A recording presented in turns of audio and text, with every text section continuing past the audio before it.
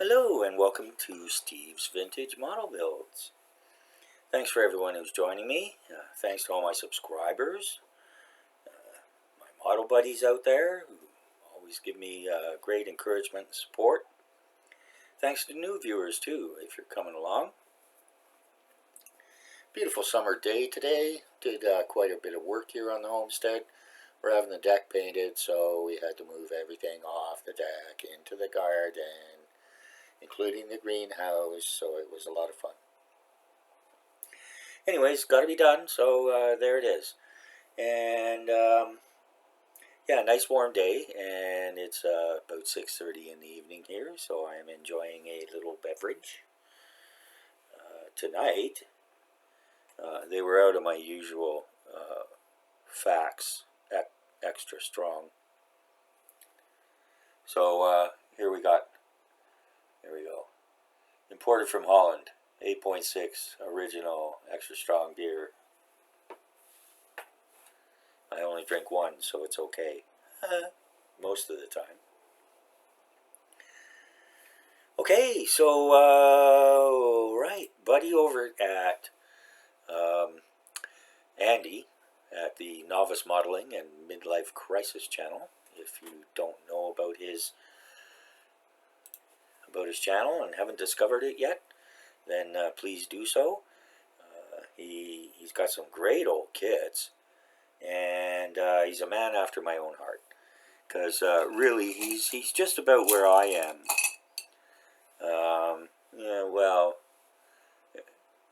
Yeah, he's just about where I am in the model kit skill level. And anyways, it's a lot of fun to watch, and he did a video today. 309 pounds. He's British. 309 pound horde unboxing. Yeah, I think it was all BF 109s too. So I don't go in for that. But yeah, check out his channel. He does some very good builds, and I've been encouraging him to become more adventurous, especially in the weathering department with painting. And hopefully, with all those BF 109s, there's going to be a couple of dogs or mules that can be used for painting practice.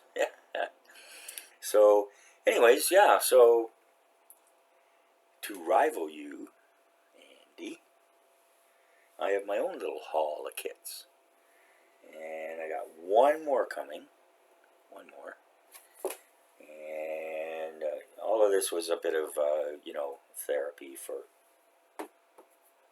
mental health reasons. Cheer me up. Didn't used to go on shopping sprees when I was depressed, but I do now. So, all right. So today I'm gonna show 3 kits from the latest acquisitions.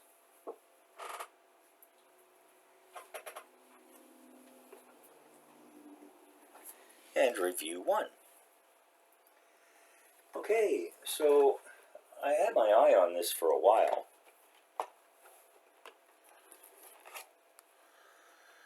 And isn't that a cool looking kit? Look at that. And all the reviews look great. I mean, there's the features of your completed model. And one of the great things about AMT, right there, you see what's in your box. Yeah. So I love AMT. Got quite a few of their kits, and they're done by Round 2, which is doing a great job of keeping alive so many nostalgic kits that people like us love. So, and we've got, most of us, some we're fortunate enough to have some disposable income, maybe more disposable income than we've had before. And so, part of it's building the model kits you did when you were, a young modeler, a teen, in your 20s, whatever, before you discovered girls. Yeah, or boys. toys, or however it worked out for you. Anyways, I think the other part of it, though, is that it's not just the nostalgia of that, but it's also getting and building kits that you never had a chance to before. For whatever reasons, financial, time, whatever the case may be. So I'm going to do a full review on this later. I think probably a fair bit later, because it's such a beautiful box. I got it from buddy at NRC Hobbies here, or near here, and so it's perfect. And I can't remember the price. I don't know, it was $50, $55, $65, something like that. But same prices on Amazon. And with Matt, I never need to worry about getting a destroyed, crushed box. So everything's great here. It's all perfect. 8.5-inch flatbed, tire rack, plated bumper and mirrors, detailed chassis and engine, tilt cab, loading ramps, and by the time everything's all stretched out there, it's nearly 20 inches long. So there you go. You're going to look forward to that. Never been a Dodge fan, but how cool is that truck? I mean, come on. Yeah.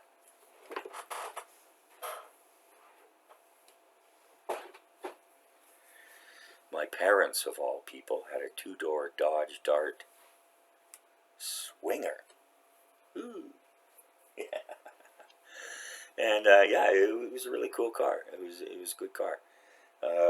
But as my father told me, and as I've since learned, you don't buy a Dodge for fuel economy, or a Chrysler for that matter.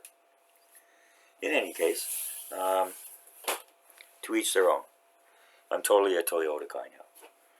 And if I ever could, I'd get a Kia, but that's whatever. Anyways. So my first car was I know I'm rambling a bit here. My first car was a 1974 Oldsmobile Cutlass Supreme, two-door Landau roof, 350 rocket engine, 4-barrel carburetor. Vroom. She went pretty good. Looked nice too. Cherry red with a white Landau roof. Dang.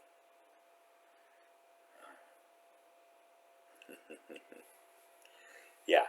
Anyways, I'm not going to say any more because children might be watching. But anyways, yeah, it was a great car. And oh yeah, and when I bought it, it came with an 8-track player. Woo! And I got 6 free tapes. Yeah. So hey, what the heck?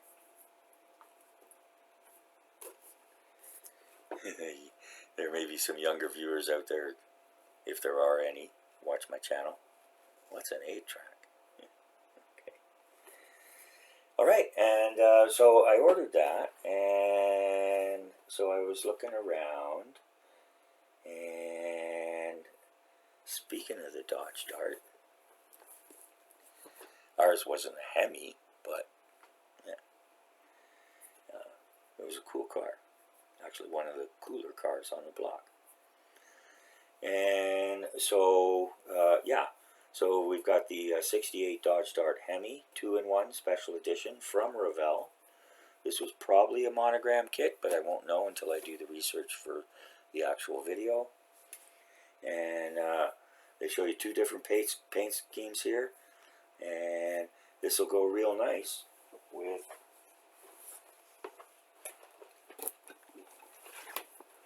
the paint scheme on this. And so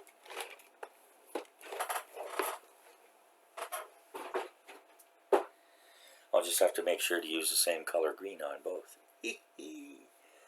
Okay, so yeah, 2-in-1 plastic kit.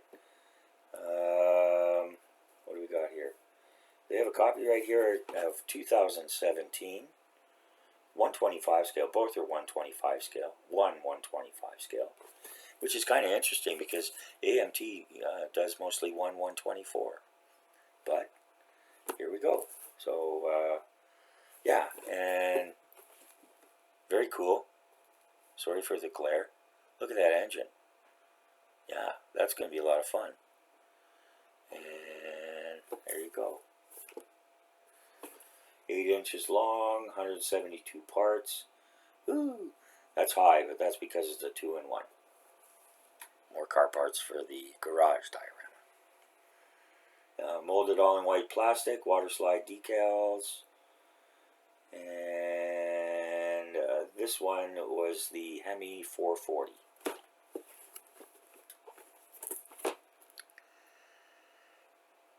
There you go. So there it is. So I got those two to go together. And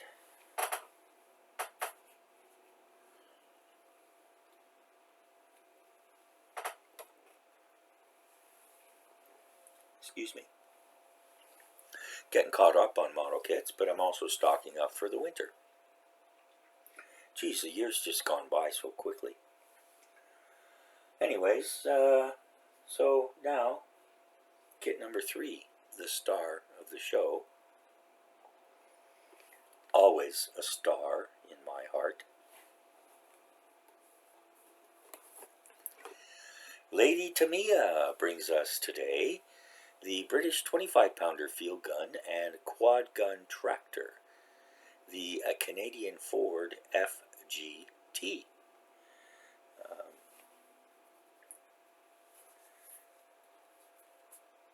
And a lot of people don't know that, and this is one of the big reasons that, beyond the fact that we have huge oil and gas resources, is that until quite recently we had a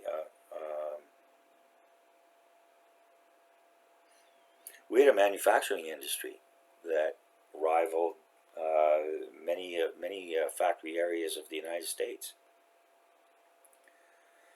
And most of the manufacturing now, well, it always was, located in Ontario, in central East Canada, as well as Quebec. And Canadian manufacturing, just as with U.S. manufacturers, you know, the war really exploded their business. But the fact of the matter is, it doesn't matter if you can't do it. You know, it's one thing to be able to scale up. It's another thing to not know what you're doing and try and figure it out as you go. Joe Biden! Anyways, so here we go. And I got this today, too, at NRC Hobbies. I didn't look it up on Amazon previously. I have seen it. I've seen reviews of it. I've had my eye on it for a while. But I saw it, and it seemed to me that $35 was pretty reasonable. You get one figure, and, excuse me, 135 military miniature series, plentiful accessory parts. That always makes me smile. Plentiful accessory parts. Realistic driver figure, we'll see about that. But Tamiya figures are usually very good. And ready to assemble plastic model kit. 135 scale. And their catalog number 35044.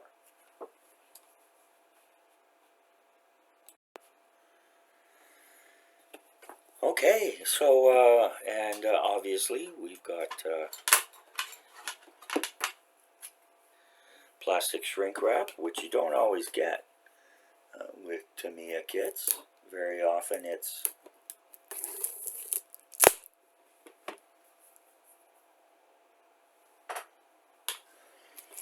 they're just taped with kind of actually I used to think it was ugly yellow tape, but now I realize It's actually Tamiya masking tape. That's why it's yellow. So there you go. So anyways, this looks like a really nice little kit. And yeah, so you've got the other stuff you can get.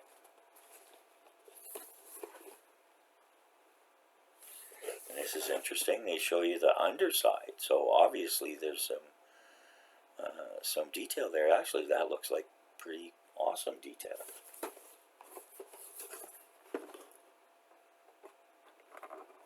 So you get the tractor, you get the tender or caisson, and you also get the gun. So let's see what we got here.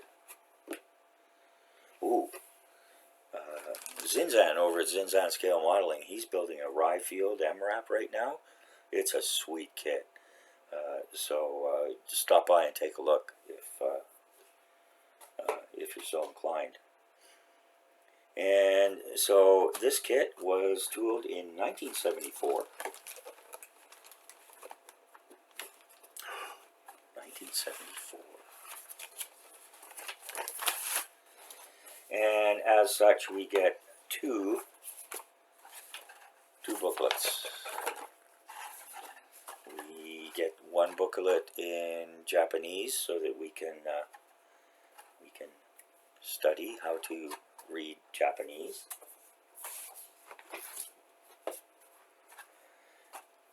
And we get one in English.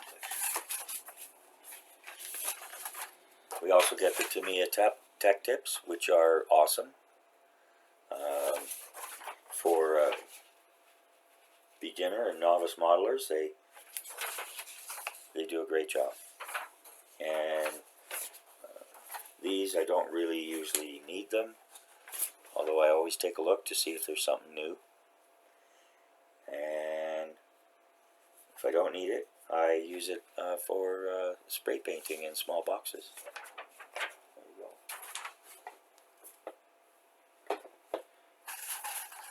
And we need to find where the decals are.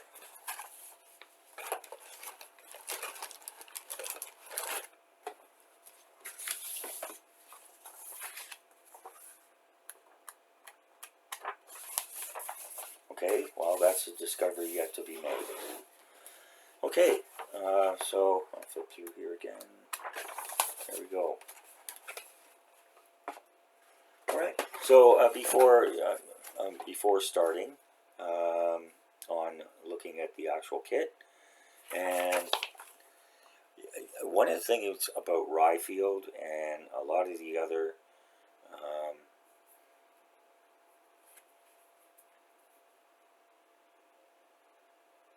not Korean nor Japanese manufacturers.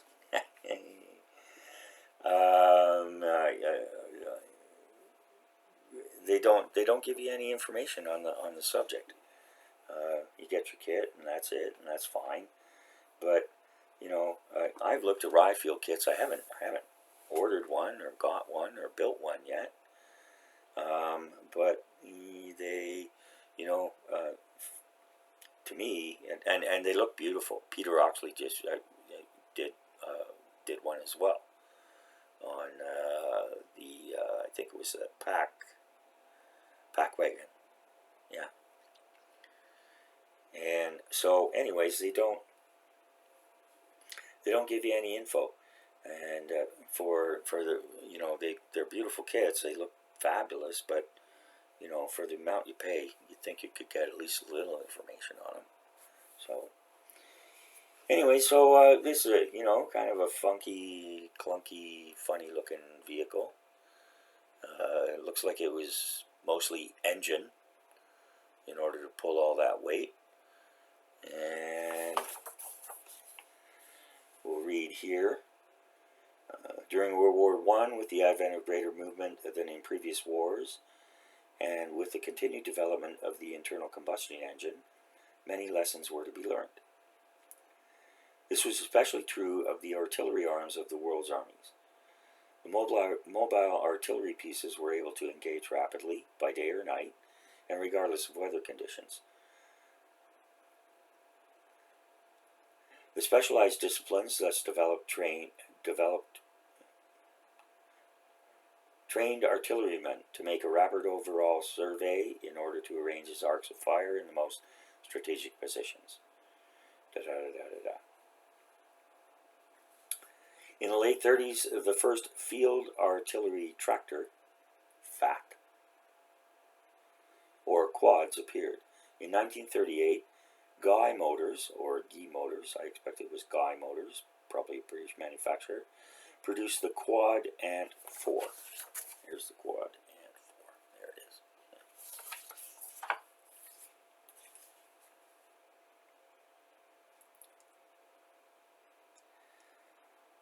And a four-wheel drive vehicle. And it was followed by the Morris Commercial C8 MK1 in 1938-39. The Quad Ant continued in production until 1943. The chassis was also used in modified form for the Guy armored car. The greatest volume of production was in Canada. These FATs were supplied on both Chevrolet and Ford chassis, at first of the same pattern as the British type, but from 1942 they were produced with a standard Canadian military pattern CAB, and they're still using them today. No, that's just a sad joke. Various companies, various times, produced many different variants of these versatile tractors. Supplied to many countries in different guises, consequently used widely throughout the world. Oh, here's an interesting note. Many were sold after World War II to the Japanese police for riot control. I didn't know the Japanese had riots. I'll have to look into that. The Japanese have riots? These features were generally the capabilities of good cross-country performance, high mobility, and the means to bring their gun into action very quickly. Guns and limbers. Oh, limbers. Yeah. Caissons is the French word. Generally towed by these FATs were the 18, 20, and more often 25-pounder gun howitzers like we have in this kit. And anyways, it goes on and on and on. And, I'll tell you, back in the 70s, I mean, this is what Tamiya did, like in the 70s.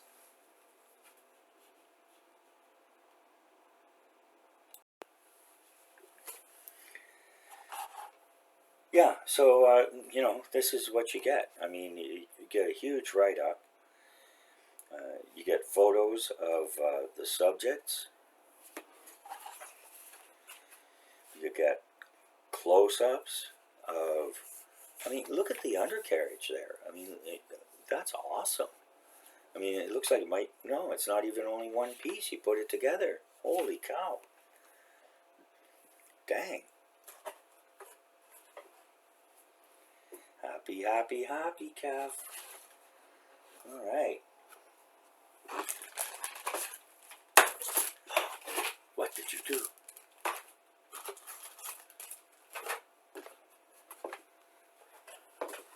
Found the geckos.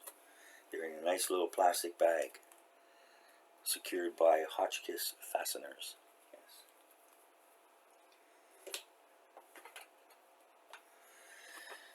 Okay, so here we go. And they always have a little guy up here. In this case, he's the driver of the quad. And sometimes it's a mechanic, sometimes it's a tanker.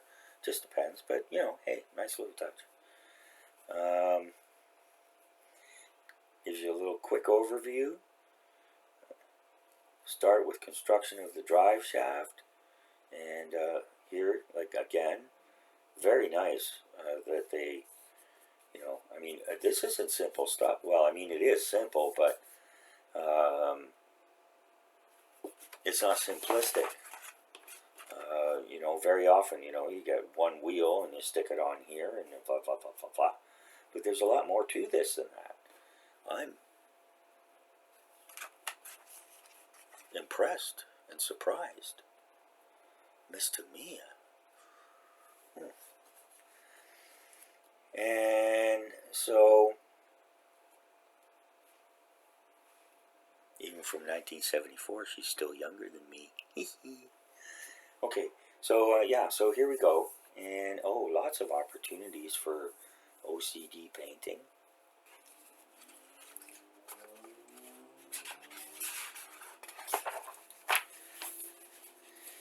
Oh, and in this one you get a motor too. Oh my goodness, it just keeps getting better and better. You get $35 Canadian. That's like something like 18 pounds British. $25 US. My goodness. So, anyways, yeah. So here we go, and we get the motor assembly, which is not just a few pieces either. And you know, it's just great the way they do this. And yeah, okay, so yeah, and so we get our four-wheel drive shafts going in here, and then and more beautifulness. They show you how it's all supposed to look when it's done. And again, here, step by step by step, you're going to put the bumper and stuff on. This is probably a couple winches. This looks like a big winch. I don't know, that might be a differential. Yeah, it's a differential. Kind of weird looking differential, but it's differential. Okay, and then here, yeah, we get a fairly detailed control panel, or you know, whatever you call it, control column, lamps, gears, brakes, seats.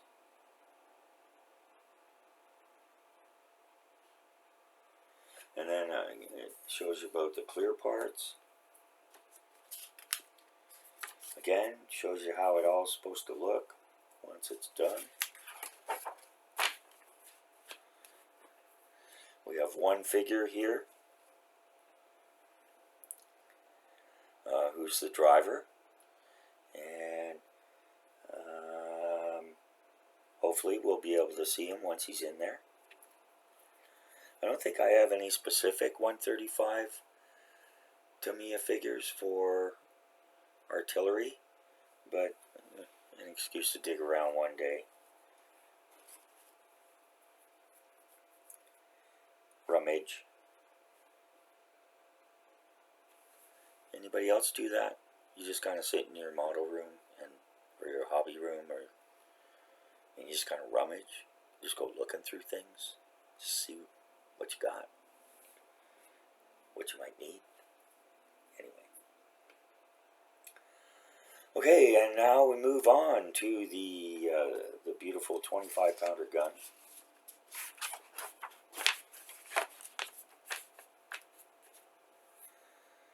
And again, great pictures of how everything's supposed to look.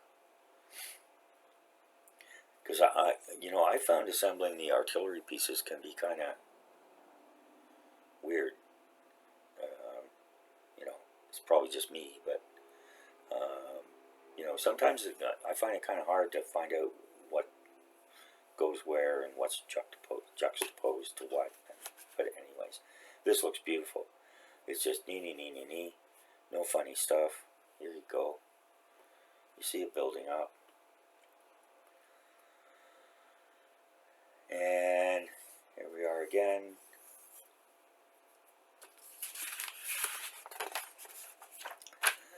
And last is the limber, or the caisson. And then it shows you a picture of how it all goes together. Look at that big wheel down there. Isn't that nice? And, you know, as always, and as it said on the box, you get plentiful accessories. And it looks like they're giving us a Canadian Army marking, a British Army marking, and other kind of marking.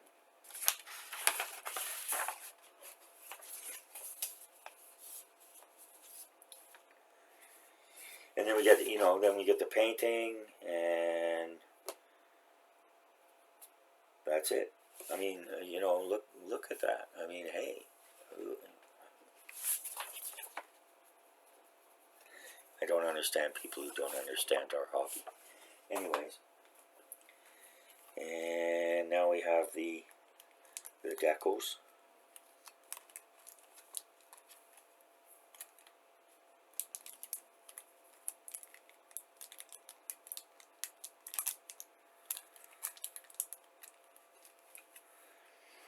Take off the Hotchkiss fasteners, or the Schnick-Schnicks, as a German lady colleague of mine used to call them. Okay, so here we go. Yeah, they're water slide, which in my ignorance I guess is different from cartograph. But I found, actually I really like the cartograph. I got those with the Apollo 11, the Saturn V rocket, and I guess Revell uses cartograph, at least now. But anyways, oh, they just went on beautifully. And, you know, there's all these little rib contours, and they just, I used a bit of decal soft, but they just settled in beautifully. So here we go. And I know people have stuff to say about Tamiya sometimes, as far as their decals go, but I don't mind them. And just like any other beautiful woman, if you treat them right, they'll do you fine. Yeah. Okay, there we go. Alright, so we'll get this out of the way right away. And this is very nice. We get the whole... Do we get the whole thing? No. We get this in two pieces, but in a separate bag.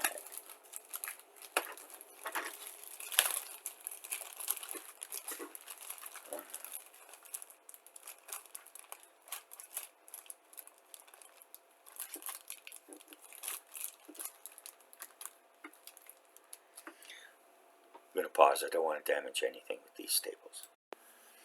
All right.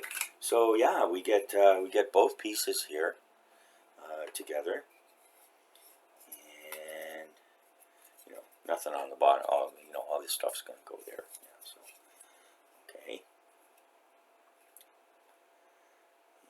And my tendency would be, and I don't know if you can see. Can you see the? Anyways, they've got the hash mark metal plates here and sideboards. Very nice. And some nice detail here on the side. You can see the cabinets and storage spaces. At the back. Very nice. And no, there's a couple little, I don't know. Can you see those little dots there? They might be there for a reason, or they might just be you know, ejection pin points, ejection points. But in any case, they're right smooth down, and they're not, you know, yeah. That's what you get if you're not going to paint your model. But yeah, I mean, coat of primer, cover that, easy. Okay, so very nice here, and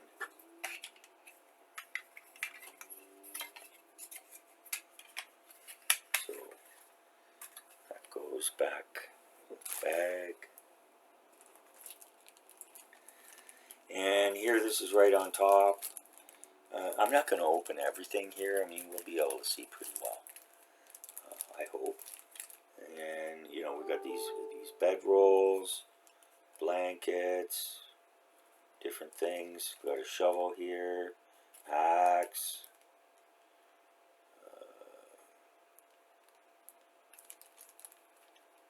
whatever kind of bar,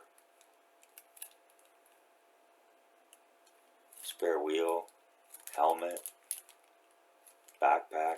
Yeah, very nice.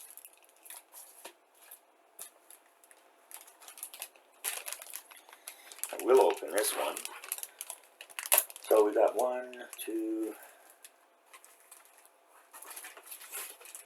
4 bags with 1, 2, 3, 4, 5, 6, 7, 8, including the clear parts.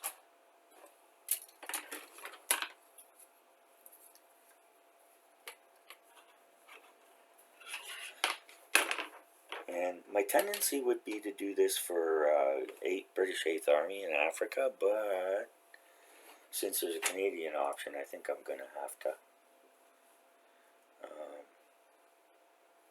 do the Canadian option. Okay, and I don't know why we have a helmet, because this guy has a beret. But here we go. Okay, so here's the canvas cover.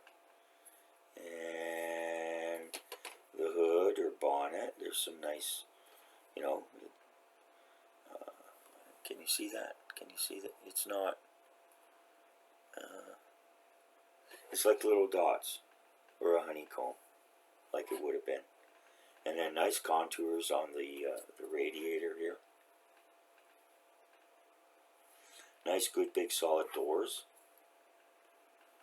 And detail on the figure looks great.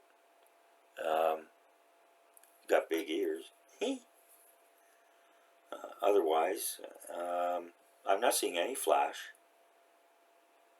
Everything looks perfect. And we've got our engine parts and exhaust parts here. There's the 2 pieces of engine block, fan,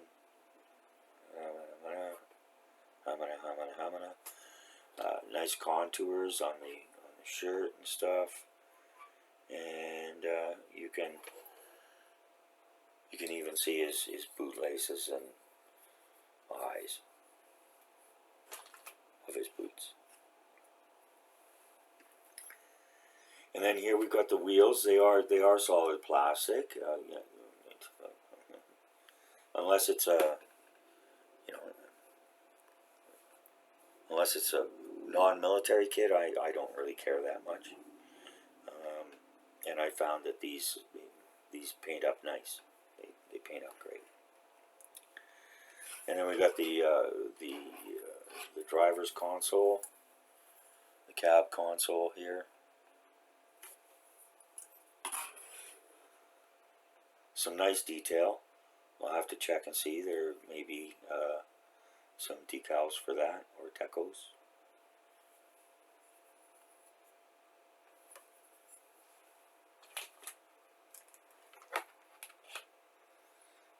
Buddy. This is another good thing they do. Other ICM does this too.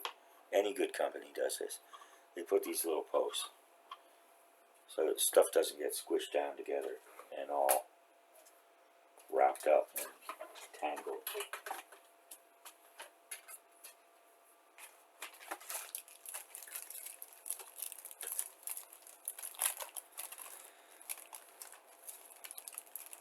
Oh, I know why they give you a helmet.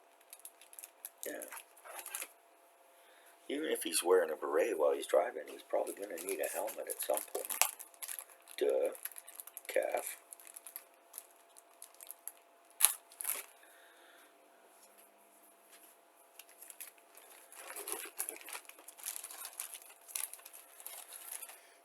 There we go.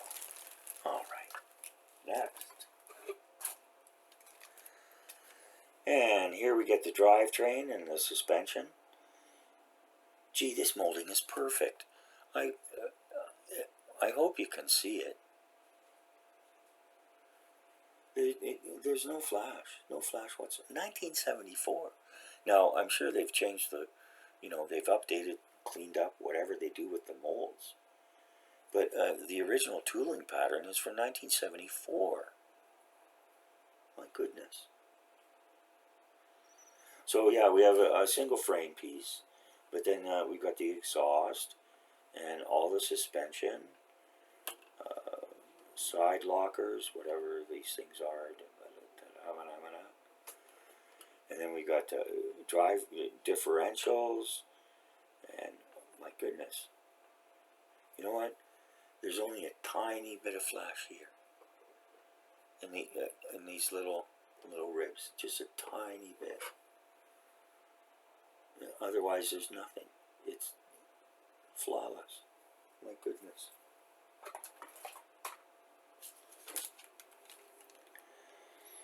And again, because it's just clear parts, I'm not gonna open them up. Don't want to risk the windscreen wipers are molded in. Yeah, I'm not crazy about that, but it's better than having to glue them on. But otherwise, we have very nicely molded pieces.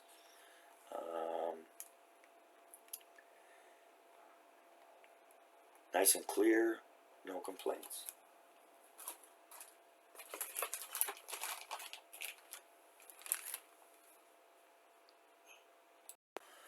Alright, and so now we have the final sprue bag. And sorry for the stop and start, but I'm in the middle of cooking supper. And I don't want the recording to time out when I pause it. So okay, so here we are, and I'll be right back in just a moment. Okay, so we're into the home stretch here. Thank you for your indulgence with the interruptions. And if anybody cares, it's barbecued ribs, corn on the cob, twice baked potatoes,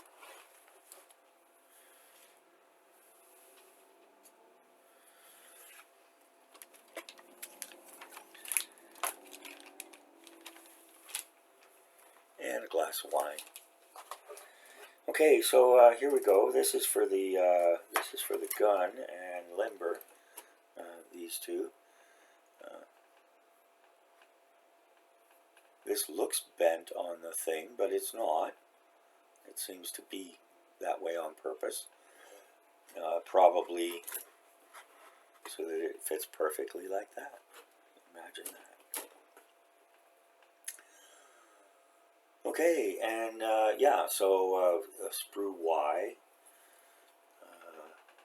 Got very nice detail here. Wheels, again, very nice.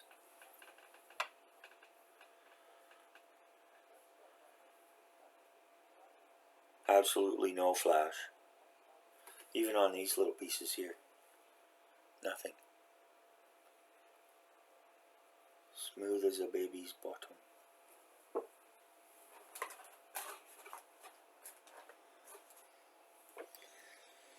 And then we've got the 25-pounder gun.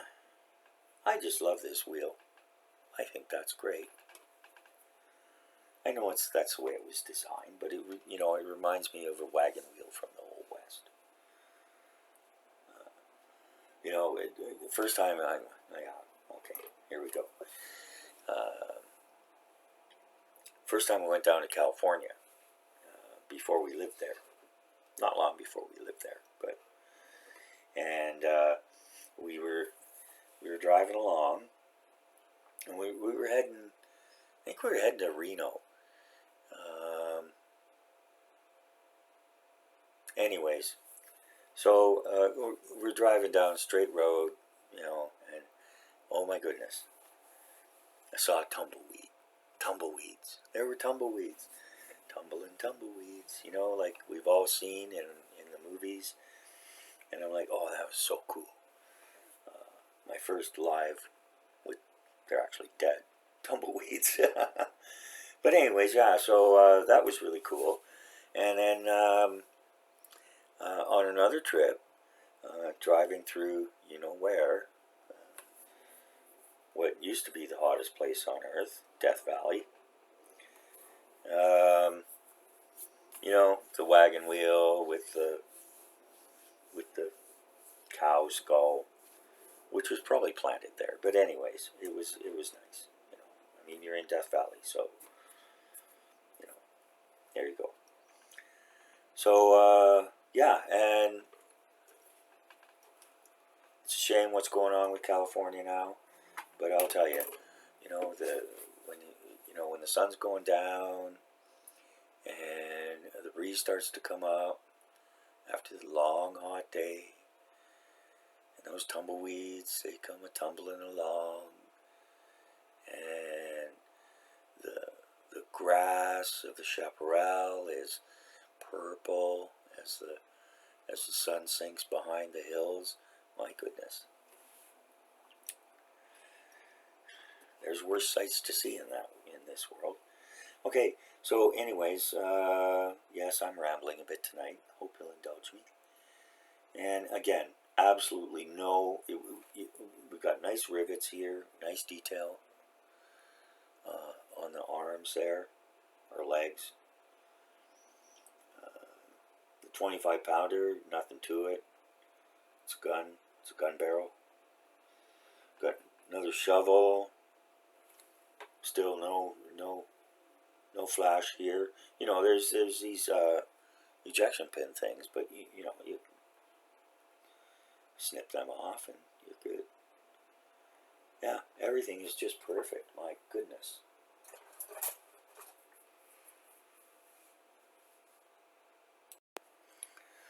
Alright, so now it's time for a rating. And I use a 12-point scale, 10 standard points, up to 2 points for packaging, up to 2 points for sprues, up to 3 points for the parts, and up to 3 points for the instructions. In addition to those 4 categories, each can earn a quarter-point bonus for any wow factors. And we got a few of those today. In addition to that, I allow up to 1 full bonus point for value, which is, I figure it, but based on, you know,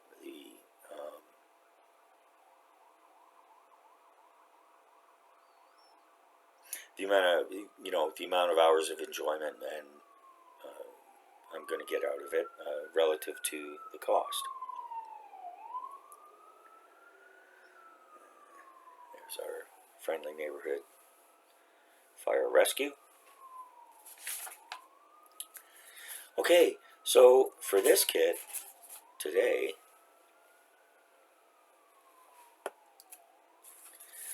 two full points for the packaging. Hard to go wrong. I mean, I got it from the hobby shop, so everything's perfect. But I'm giving an extra quarter bonus point for this on the box, and this on the box, as well as this lovely box art. I wish they'd attribute the name, because I'm sure back in 1974 somebody painted this. But anyways, okay, sprues. Everything was complete. There was like no flash anybody could talk about.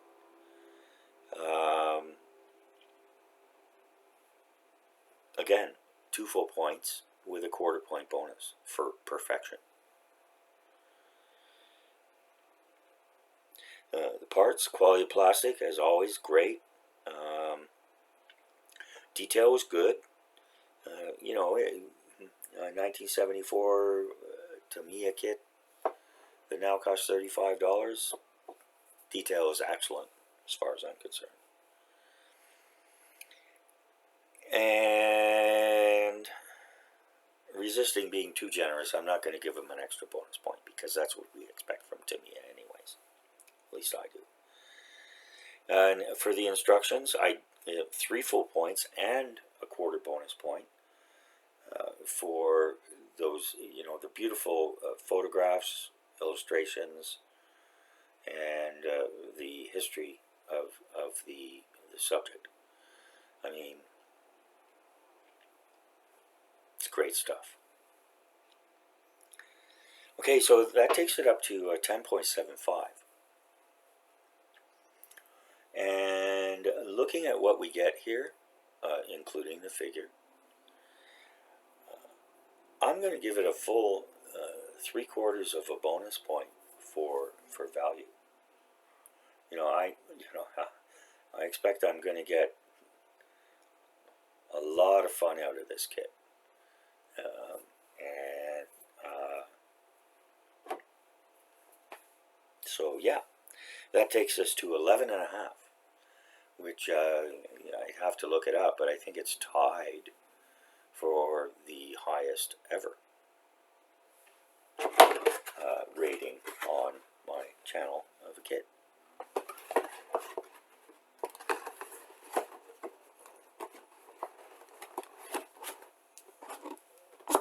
So,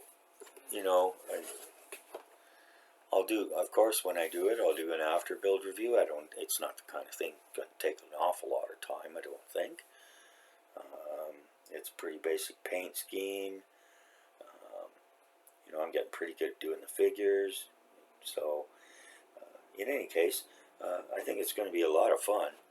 And, if you're, I can't say enough about it. I think it's a great kit. It's one of the best kits I've seen in a while.